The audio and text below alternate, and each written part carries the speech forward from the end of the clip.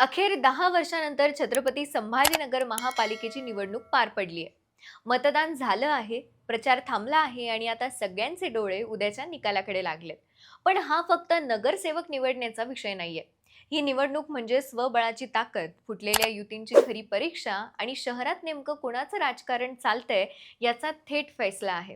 खाण, बाण आणि भगवा या तिन्ही चिन्हांभोवती फिरणारं संभाजीनगरचं राजकारण यावेळी वेगळ्याच वळणावर येऊन ठेपलंय. युती कोलमडल्या, आघाड्या तुटल्या, प्रत्येक पक्ष एकला चलो रे म्हणत मैदानात उतरला. मग प्रश्न असा आहे की या स्वबळाच्या लढाईत नेमकं कोण मजबूत ठरणार आणि उद्याचा निकाल कोणासाठी धक्का देणारा ठरेल, हे सगळं आज आपण समजून घेणार आहोत. नमस्कार, मी अंजली आणि आपण पाहत आहात त्याचं काय महाराष्ट्र. 10 वर्षानंतर होणाऱ्या या महापालिका निवडणुकीचं राजकारण सुरुवातीपासूनच वेगळं राहिलंय. इच्छुकांची इतकी गर्दी होती की जवळपास प्रत्येक पक्षात मी आधीच नगरसेवक आहे अशी मानसिकता तयार झाली होती. याच इच्छुकांच्या भांडणातून महायुती आणि महाविकास आघाडी या दोन्ही आघाड्या अक्षरशः कोलमडल्या. परिणामी संभाजीनगरमध्ये यंदा युती नाही तर ताकदीची थेट चाचणी आहे. भाजप, शिंदेंची शिवसेना, ठाकरे गट, काँग्रेस, दोन्ही राष्ट्रवादी, एमआयएम, वंचित सगळेच स्वबळावर मैदानात उतरले. विशेष म्हणजे एमआयएम वगळता जवळपास सगळ्या पक्षांनी 70 ते 95 जागांवर उमेदवार दिलेत. म्हणजेच कुठलाही पक्ष फक्त उपस्थितीसाठी लढतोय असं नाही, तर सगळेच सत्ता डोळ्यासमोर ठेवून उतरले आहेत. संभाजीनगरचं राजकारण गेली 2 दशके खाण हवा की बाण आणि औरंगाबाद की संभाजीनगर या भावनिक मुद्द्यांवर चालत आलं. पण शहराचं नामांतर झाल्यानंतर औरंगाबाद संभाजीनगर हा मुद्दा संपला. तरीही शहरातील मूलभूत प्रश्न मात्र आजही जैसे थे असेच आहेत. वर्षातून 365 पैकी फक्त 44 दिवस पाणी मिळणाऱ्या शहरात विकासाचे ढोल मात्र प्रचारात जोरात वाजले. सत्ताधारी आणि विरोधक दोघांनीही भावनिक मुद्द्यांना जास्त धार दिली, हे वास्तव आहे. भाजपने यावेळी आपली भूमिका थोडी बदलली. ना खान ना बाण, राखू भगव्याची शान अशी घोषणा देत भाजपने थेट शिवसेनेला डिवचण्याचा प्रयत्न केला. युती तोडल्याची खंत पण त्याच वेळी स्वबळाची हौस हा भाजपचा अंतर्विरोध संपूर्ण प्रचारात दिसून आला.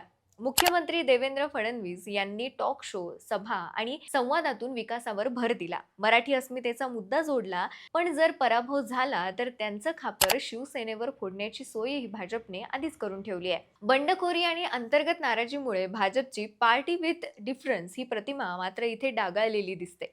शिंदेच्या शिवसेनेबद्दल बोलायचं झालं तर लोकसभा आणि विधानसभा निवडणुकीतील यशामुळे शिवसेनेने स्वतःला मोठा भाऊ मांडण्यास सुरुवात केली आहे. 1 खासदार आणि 6 आमदार या आकड्यांमुळे आत्मविश्वास वाढलेला दिसतो. पण युती तुटल्यावर भाजपने जबाबदारी थेट शिवसेनेवर ढकलल्यामुळे पालकमंत्री संजय शिरसाट हे या निवडणुकीतील विलन ठरले.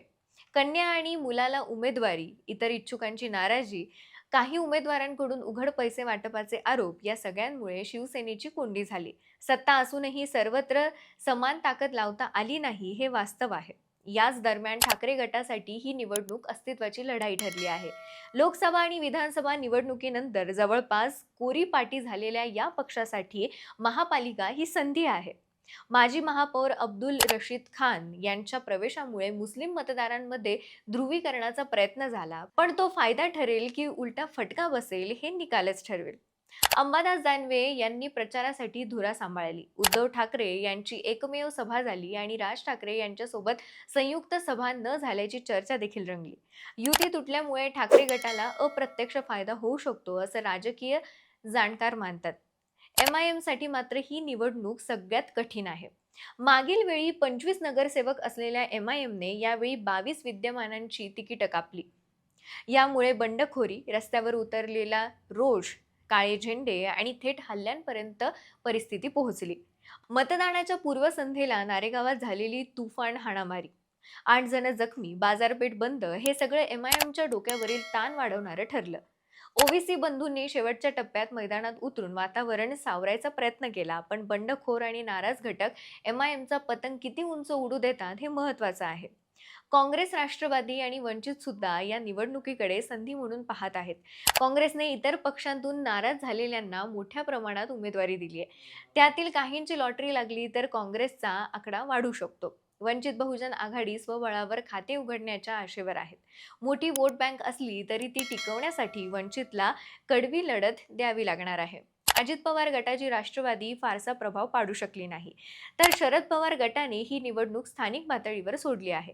जर मतदार झाल्यानंतर जर मतदान झाल्यानंतरचा एक साधारण अंदाज बघितला तर बघा, छत्रपती संभाजीनगरमध्ये महत्त्वाचे सगळेच पक्ष जवळपास स्वबळावर होते.